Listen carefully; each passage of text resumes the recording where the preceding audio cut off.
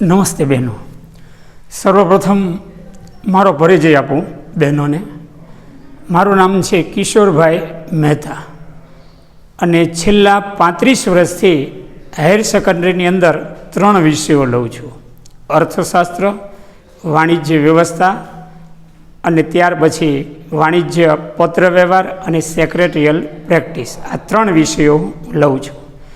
જૂનાગઢમાં મને મહેતા સાહેબના નામથી બધા ઓળખે છે. કિશોર સરથી ઓછા ઓળખે છે, મહેતા સરના નામથી વધારે ઓળખે છે. છેલ્લા 35 વર્ષથી આ 3 વિષયો લઉં છું. કુલ 7 વિષયો લઉં છું.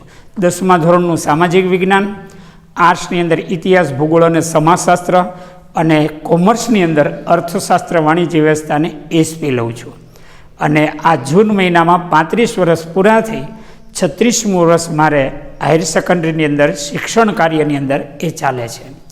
તો વિદ્યાર્થીની બહેનો, આપના વર્ગખંડની અંદર મારે 2 વિષયો લેવાના છે: અર્થશાસ્ત્ર, વાણિજ્ય વ્યવસ્થા અને સેક્રેટરીયલ પ્રેક્ટિસ છે, જેને આપણે ટૂંકમાં એસપીના નામથી આપણે એને ઓળખીએ છીએ.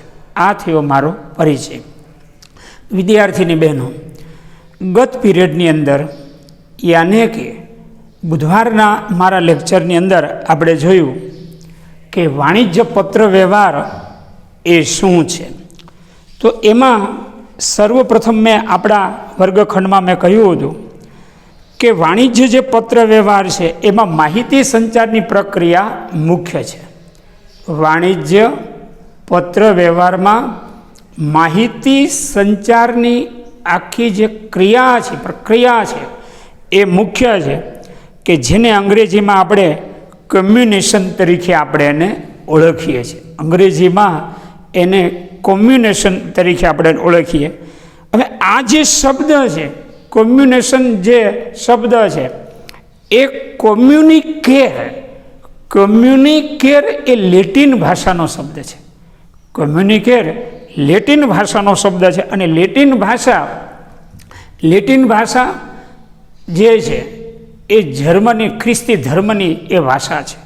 તો કહેવાનો તાત્પર્ય એ છે કે કોમ્યુનિકેર જે લેટિન ભાષાનો જે શબ્દ છે તેના પરથી કમ્યુનિકેશન શબ્દ શું છે પ્રયોજાયેલો છે. તો આ જે શબ્દ છે, આનો જે અભ્યાસ છે, આની જે ચર્ચા છે એ મેં ગત પીરિયડોમાં વિદ્યાર્થીની બહેનો મેં આપણા વર્ગખંડમાં કરી હતી અને કહ્યું હતું કે કોમ્યુનિકેશન જે શબ્દ છે, આ શબ્દનો અર્થ ટુ શેર એટલે કે વેચવું. ત્યાર પછી તમે જો ટુ એક્સચેન્જ એટલે આદાન પ્રદાન કરવું, આમ આપલે કરવી, આવો ભાગીદાર થવું, કે જેને આપણે ટુ પાર્ટનરશિપ કહીએ છીએ. ભાગીદાર થવું, જેને અંગ્રેજીમાં ટુ પાર્ટનરશિપ તરીકે આપણે એને ઓળખીએ છીએ. તો માહિતી સંચારનો અર્થ અને એની પદ્ધતિનું જે પ્રથમ જે ચેપ્ટર છે એમાં સર્વપ્રથમ આપણે ઇન્ટ્રોડક્શન, કે જેને આપણે પ્રસ્તાવના તરીકે આપણે એને ઓળખીએ છીએ, તેની આપણે ચર્ચા કરી, તેનો અભ્યાસ આપણી બહેનોએ કર્યો. ત્યાર પછીનો ટોપિક આવે છે કે માહિતી સંચાર એટલે શું. માહિતી સંચાર આપણે કોને કહીશું? તો માહિતી સંચારની પ્રક્રિયાનો ઉપયોગ વાણિજ્ય હેતુ માટે કરવામાં આવે તો તેને વાણિજ્ય માહિતી સંચાર કહેવામાં આવે છે. પરીક્ષામાં 1 માર્કનો પ્રશ્ન પૂછાય છે તમારા પ્રશ્ન પેપરની અંદર. જ્યારે આપણી સ્કૂલની અંદર કસોટી લેવાશે, વીકલી પરીક્ષાઓ લેવાશે, ત્યારે એમાં પ્રશ્ન આવશે કે વાણિજ્યક માહિતી સંચાર એટલે શું.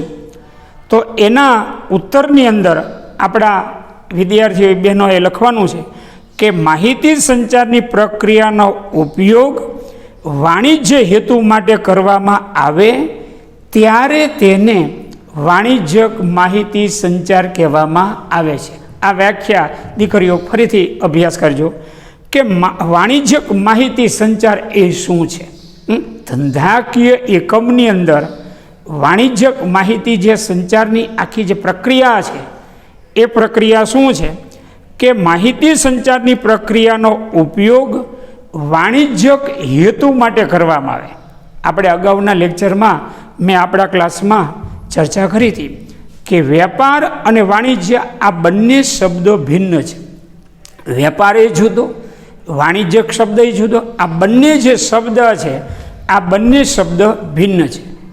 ભિન્ન એટલા માટે છે, મેં આપણા ક્લાસમાં બહેનો કહ્યું હતું કે વેપાર આપણે કોને કહીશું કે ચીજ વસ્તુ કે સેવાના બદલામાં ચીજ વસ્તુ, અથવા નાણાંના બદલામાં ચીજ વસ્તુ અને સેવાનો જે વિનિમય છે તેને આપણે શું કહીએ છીએ?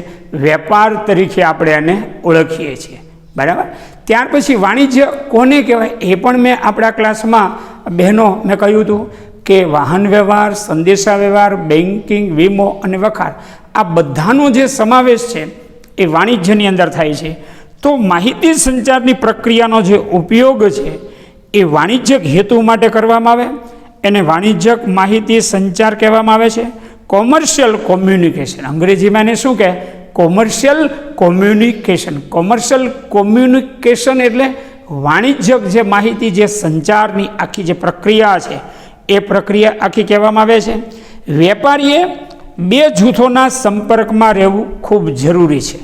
આપણા ક્લાસમાં અગાઉ મેં કહ્યું હતું કે કોઈ પણ માહિતી જે સંચાર છે એ માહિતી સંચારમાં બે પ્રક્રિયા હોય છે. એક તો માહિતી આપનાર અને માહિતી લેનાર. એક માહિતી આપનાર છે, એક માહિતી શું છે? લેનાર છે. તો એનો અર્થ એ થયો કે વેપારીએ બે જૂથોના સંપર્કમાં રહેવું જરૂરી છે. વેપારીએ બે જે જૂથો છે એ જૂથોના સંપર્કમાં રહેવું જરૂરી છે. બે જૂથ એટલે એક તો જે ઉત્પાદક છે એના સંપર્કમાં રહેવું જોઈએ વેપારીએ. છૂટક વેપારી હોય કે જથ્થાબંધ વેપારી હોય તો એ વેપારીએ પછી એ જથ્થાબંધ વેપારી હોય તોય ભલે, છૂટક વેપારી હોય તોય ભલે, જેને અંગ્રેજીમાં જે જથ્થાબંધ વેપારી છે એને હોલસેલ કે, અને છૂટક વેપારી છે એને રિટેલ. બરાબર. તો એ વેપારીએ બે જૂથોના સંપર્કમાં રહેવું છે. પહેલું જૂથ કયું? ઉત્પાદક જૂથ, કે જ્યાં ચીજ વસ્તુનું ઉત્પાદન થાય છે ત્યાંથી એને ચીજ વસ્તુની ખરીદી કરવી પડે છે. કોને ખરીદી કરવી પડે છે? કે હોલસેલ જે વેપારી છે, જથ્થાબંધ જે વેપારી છે એણે, રિટેલ જે વેપારી, રિટેલ એટલે છૂટક જે વેપારી છે એણે વસ્તુની ખરીદી કરવી પડે છે. આ પહેલો સંપર્ક. બીજું જૂથ એ છે ગ્રાહકોના સંપર્કમાં એને રહેવું પડે છે. તો વેપારીએ બે જૂથોના સંપર્કમાં રહેવું જરૂરી છે. જે પ્રકારનો માલ સામાન વેચે તેનું ઉત્પાદન કરનાર વિક્રેતા એક જૂથમાં આવશે, તેની પાસેથી માલ સામાન ખરીદનાર છે, એ ખરીદનાર ગ્રાહક છે એ બીજા જૂથની અંદર આવશે. મેં આપણા ક્લાસમાં સરળ શબ્દમાં આપણી બહેનોને કહ્યું કે વેપારી છે એને બે જૂથોના સંપર્કમાં રહેવું પડે. બે જૂથ એટલે ઉત્પાદક જૂથ અને ગ્રાહક જૂથ. એક ઉત્પાદક જૂથ એટલે જ્યાં ચીજ વસ્તુનું ઉત્પાદન થાય છે ત્યાં જથ્થાબંધ રીતે ખરીદી કરે, અને એ જથ્થાબંધ ખરીદી કર્યા પછી જથ્થાબંધ વેપારી પાસે અથવા છૂટક વેપારી પાસે જે ગ્રાહક જે વર્ગ છે એ ગ્રાહક વર્ગ એ ચીજ વસ્તુની જરૂરી ખરીદી શું છે કરે છે. એટલે બીજા જૂથની અંદર ગ્રાહક આવશે. આ બે જૂથના સંપર્કમાં રહેવા માટે પત્ર વ્યવહાર અગત્યનું માધ્યમ છે. કે એક તો ઉત્પાદક જૂથની સાથે સંપર્કમાં રહેવા માટે, અને ગ્રાહક જે જૂથ છે એ ગ્રાહક જૂથની સાથે સંપર્કમાં રહેવા માટે પત્ર વ્યવહાર જરૂરી છે. આવતા વર્ષે તમે 12મા ધોરણમાં આવશો બહેનો, ત્યારે પત્રો અનેક પ્રકારના આવશે. અનેક પ્રકારના પત્રો આવશે. તમારે 11માના વાણિજ્ય પત્ર વ્યવહારની અંદર પત્રો નથી, પણ પત્ર વિશેની જે ડિટેલ છે, જે માહિતી છે, જે સમજૂતી છે, એ સમજૂતીનું આખું નિરૂપણ 11મા ધોરણના વાણિજ્ય પત્ર વ્યવહારની અંદર નિરૂપણ કરેલું જોવા મળે છે. તો આ બે જૂથ, ઉત્પાદક જૂથ અને ગ્રાહક જૂથના સંપર્કમાં રહેવા માટે પત્ર વ્યવહાર મહત્વનું સાધન છે. દૂત પ્રતિનિધિનું એ કાર્ય કરે છે. પત્ર વ્યવહાર છે ને એક દૂત તરીકેનું કાર્ય કરે છે. પહેલાંના સમયની અંદર રાજા મહારાજાઓ એક રાજ્યમાંથી બીજા રાજ્યમાં સમાચાર કહેવા માટે દૂતને મોકલતા, અને એ દૂત દ્વારા જે સમાચાર છે, જે માહિતી છે એ માહિતીની શું છે આપ લે થતી. તો પત્ર વ્યવહાર છે એક દૂત તરીકેનું જે કાર્ય છે એ કાર્ય કરે છે. આમ પત્રો દ્વારા વેપાર ધંધાની ખરીદી થાય છે. હવે પત્ર છે એનું મુખ્ય કાર્ય કયું છે? પત્ર છે એમાં કઈ કઈ પ્રવૃત્તિઓ કરવામાં આવે છે? શું કામ ભાઈ? ધંધાકીય એકમ છે, એ ધંધાકીય એકમની અંદર જે માહિતી જે સંચાર છે, વાણિજ્યક માહિતી જે સંચાર છે, કોમર્શિયલ જે કોમ્યુનિકેશન છે, એની અગત્યતા શું છે, એનું મહત્ત્વ શું છે? તો સૌથી પહેલી બાબત એ કહેવામાં આવે છે કે માહિતી સંચારની અંદર, વાણિજ્યક માહિતી સંચારમાં જે પત્રો છે એ પત્રો દ્વારા વ્યાપાર ધંધાની ખરીદી થાય, વેચાણ થાય, ખરીદી થાય અને વેચાણ થાય. હવે આ બે શબ્દ આવ્યા, ખરીદી થાય અને વેચાણ થાય. તો ખરીદી ક્યાંથી કરે છે? ઉત્પાદક પાસેથી. કોણ કરે છે? જથ્થાબંધ વેપારી અને છૂટક વેપારી કરે છે, બરાબર. પછી વેચાણ, તો વેચાણ કોને કરે છે? એ ગ્રાહક વર્ગને કરે છે. હમણાં જ આપણે 5 મિનિટ પહેલાં થોડીક ચર્ચા કરી કે જે વાણિજ્યની અંદર વેપારની આખી જે પ્રક્રિયા છે, એ વેપારની આખી પ્રક્રિયાની અંદર 2 જૂથ છે. 2 જૂથ, દરેક દીકરીઓ યાદ રાખજો કે વેપારની આખી જે પ્રક્રિયા છે એ પ્રક્રિયામાં 2 જૂથ છે. તો આપણી બધી બહેનોને 2 જૂથ છે કંઠસ્થ થઈ જવા જોઈએ. એક તો ઉત્પાદક જૂથ અને બીજો ગ્રાહક જૂથ છે. તો આ વાણિજ્યક જે માહિતી જે સંચાર છે, કોમર્શિયલ કોમ્યુનિકેશન છે, એ કઈ કઈ બાબતમાં ઉપયોગિતા ધરાવે છે? તો વ્યાપાર ધંધાની ખરીદી અને વેચાણમાં, પ્રચાર અને પ્રસારના જે માધ્યમો છે એ એડવર્ટાઇઝ કરવાની અંદર, એ જાહેરાત કરવાની અંદર, એ વાણિજ્ય જે માહિતી જે સંચારની આખી જે પ્રક્રિયા છે એ પ્રક્રિયા સૌથી શું છે આગળ વધતી એ જોવા મળે છે, અગત્યની બાબત ગણવામાં આવે છે. તો આ પ્રકારની આખી જે સિસ્ટમ છે, આખી જે પ્રક્રિયા છે, એને વાણિજ્યક માહિતી સંચાર કહેવામાં આવે છે. વાણિજ્યક માહિતી સંચારની વ્યાખ્યા આપણે અત્યાર સુધી 2 જોઈ. પહેલી વ્યાખ્યા કઈ જોઈ કે માહિતી સંચારની પ્રક્રિયાનો ઉપયોગ વાણિજ્યક હેતુ માટે કરવામાં આવે એને વાણિજ્યક માહિતી સંચાર કહે છે. વાણિજ્યક માહિતી સંચાર, કોમર્શિયલ જે કોમ્યુનિકેશન છે, એની વ્યાખ્યા અત્યાર સુધીમાં આપણે 2 જોઈ. એમાં પહેલી વ્યાખ્યા આપણે એ જોઈ જેમ હમણાં બોલ્યો કે માહિતી સંચારની પ્રક્રિયાનો ઉપયોગ વાણિજ્યક હેતુ માટે કરવામાં આવે એને વાણિજ્યક માહિતી સંચાર કહે છે. બીજી વ્યાખ્યા આપણે એ જોઈ, બીજી વ્યાખ્યા કે વાણિજ્યક માહિતી જે સંચાર છે એ આપણે કોને કહેશું? તો વાણિજ્યક માહિતી સંચારની અંદર પત્રો એ અગત્યનું માધ્યમ છે. પત્રો અગત્યનું માધ્યમ છે એટલે પત્રો છે એ દૂતનું કાર્ય કરે છે. મેં હમણાં જ ઉદાહરણ આપ્યું એ પ્રમાણે કે પહેલાંના સમયમાં રાજા રજવાડાની અંદર, પ્રાચીન સમયની અંદર એ દૂત દ્વારા સંદેશાની શું છે આપ લે કરતા. તો પત્રો દ્વારા વ્યાપાર ધંધાની ખરીદ વેચાણ થાય, પ્રચાર અને પ્રસારના જે માધ્યમો છે એ હાથ ધરવામાં આવે. તો આ પ્રકારની આખી જે પ્રક્રિયા છે એને વાણિજ્યક માહિતી સંચાર તરીકે ઓળખવામાં આવે છે. હવે આપણી બહેનોને ખ્યાલ આવી ગયો કે કોઈ પણ ધંધાકીય જે એકમ છે એ કોઈ પણ ધંધાકીય એકમમાં માહિતી જે સંચાર છે એ માહિતી સંચાર 2 જૂથના સંપર્ક માટે અનિવાર્ય છે. 2 જૂથના સંપર્ક માટે અનિવાર્ય છે એટલે ઉત્પાદક જૂથ અને ગ્રાહક જે જૂથ છે એના સંપર્ક માટે વાણિજ્યક માહિતી જે સંચાર છે, કોમર્શિયલ કોમ્યુનિકેશન, એ અગત્યની બાબત ગણવામાં આવે છે. તો વાણિજ્યક માહિતી સંચાર એટલે શું એ જોયા પછી માહિતી સંચારની આખી જે પ્રક્રિયા છે, વિવિધ આખી જે પદ્ધતિઓ છે, એ પદ્ધતિઓનો અભ્યાસ તમારે કરવાનો છે. તો સૌથી પહેલી બાબત એ છે કે માહિતી સંચારની વિવિધ પદ્ધતિઓ કઈ કઈ છે. માહિતી સંચારની વિવિધ જે પદ્ધતિઓ છે એ પદ્ધતિઓ કઈ કઈ છે? તો માહિતી સંચાર કે વાણિજ્યક માહિતી, આ બંને જે વિભાવનાઓ છે, જે શબ્દો છે, એ શબ્દોમાં માહિતી શબ્દનો ઉપયોગ થયો છે. સમજો કે માહિતી સંચાર કે વાણિજ્યક માહિતી, આ બે જે શબ્દ છે, આ બે શબ્દમાં માહિતી જે શબ્દ છે એનો ઉપયોગ કરવામાં આવ્યો છે. તાત્વિક રીતે તપાસીએ, તાત્વિક રીતે એટલે બહુ ઊંડાણપૂર્વક આપણે તપાસીએ કે ભાઈ આ બે જે શબ્દો છે, એક તો માહિતી સંચાર શબ્દ છે, બીજો વાણિજ્યક માહિતી છે. આ બે જે શબ્દ છે એમાં તાત્વિક રીતે આપણે તપાસીએ, ઊંડાણપૂર્વક આપણે તપાસીએ તો માહિતી સંચારની પ્રક્રિયામાં ભાગ લેતા ઘટકો માહિતીના આદાન પ્રદાનમાં ભાગીદાર થઈ માહિતી, વિચાર, ત્યાર પછી વિચાર છે, વિભાવના છે, ત્યાર પછી લાગણીઓ છે, સંદેશાઓની આપ-લે કરે છે.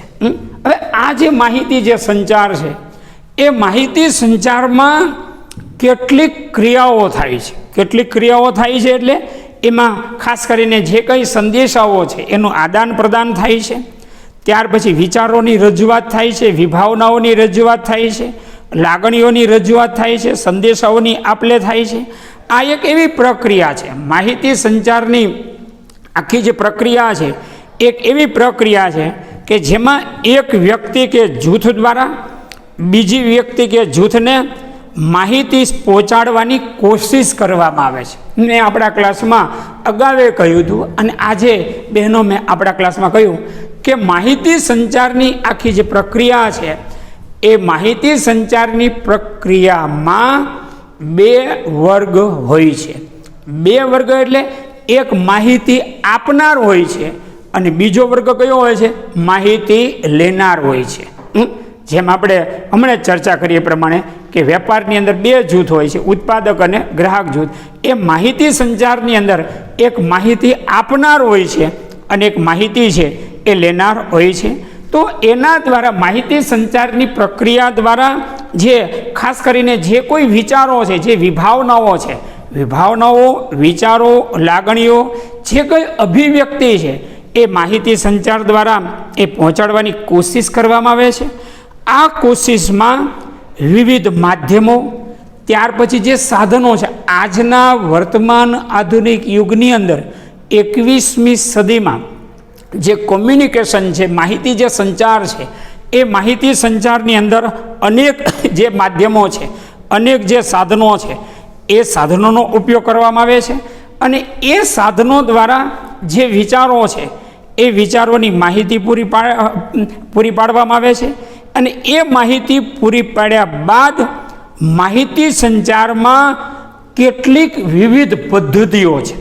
માહિતી સંચારની આખી જે પ્રક્રિયા છે એ પ્રક્રિયામાં કેટલીક પદ્ધતિઓ છે. માહિતી સંચારની આખી જે પ્રક્રિયા છે એ પ્રક્રિયામાં કેટલીક પદ્ધતિઓ છે.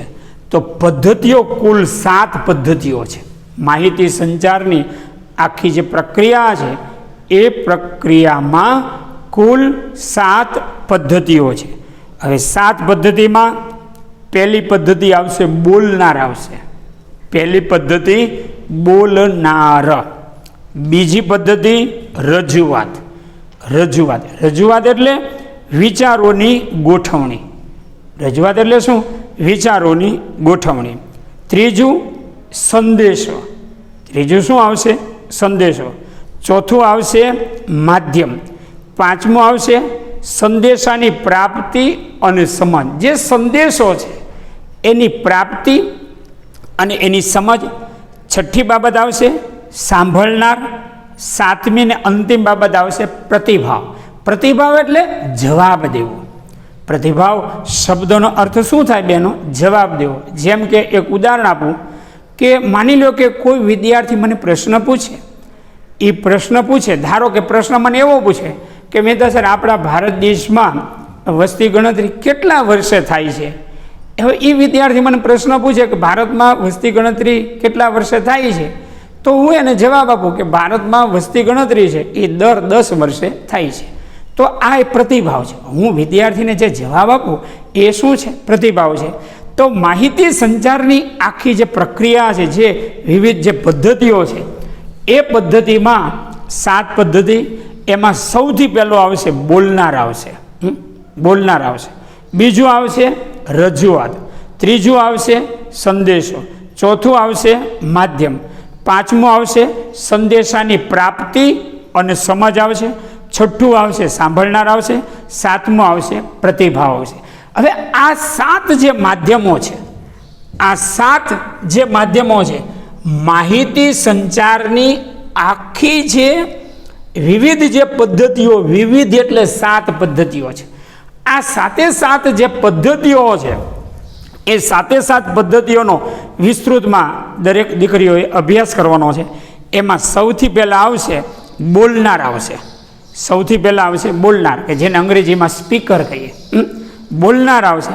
તો એમાં દરેક બહેનોએ આટલું જ યાદ રાખવાનું છે કે માહિતી મોકલનાર અથવા વક્તા અથવા તો અન્ય વ્યક્તિ કે જૂથને માહિતી પહોંચાડવાના આશયથી માહિતી પ્રચારની આખી જે પ્રક્રિયા છે એ પ્રક્રિયા શરૂ કરે છે.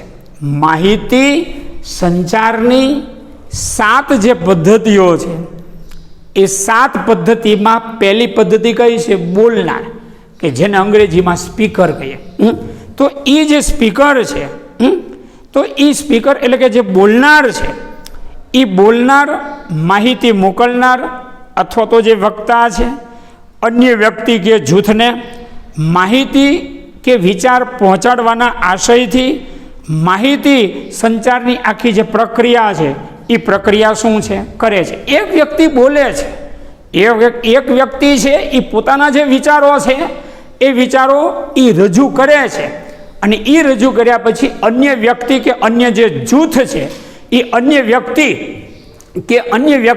કે અન્ય જે જૂથ છે, એ જૂથને પહોંચાડવા માટે શું છે? પ્રયત્ન કરે છે. તો માહિતી સંચારની વિવિધ જે પદ્ધતિઓ છે, એ વિવિધ પદ્ધતિમાં 7 જે પદ્ધતિ છે, એ 7 પદ્ધતિમાં પહેલી પદ્ધતિ આપણે કઈ છે? બોલનાર.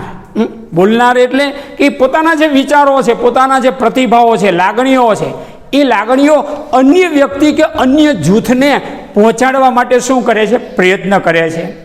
તો બહેનો, આજના લેક્ચરની અંદર માહિતી સંચારની વિવિધ જે પદ્ધતિઓ છે, 7 જે પદ્ધતિઓ છે, એ 7 પદ્ધતિમાં પહેલી પદ્ધતિ આપણે કઈ જોઈ? બોલનાર જોઈ. ત્યાર પછીની 6 જે પદ્ધતિઓ છે, રજૂઆત, સંદેશો, માધ્યમ, સંદેશાની પ્રાપ્તિ અને સમજ, સાંભળનાર અને જે પ્રતિભાવ છે, એ આપણે હવે પછીના લેક્ચરમાં આપણે લેશું. તો બહેનો, અહીં સુધી અભ્યાસ કરો. વધુ અભ્યાસ આવતા પેડે. નમસ્કાર.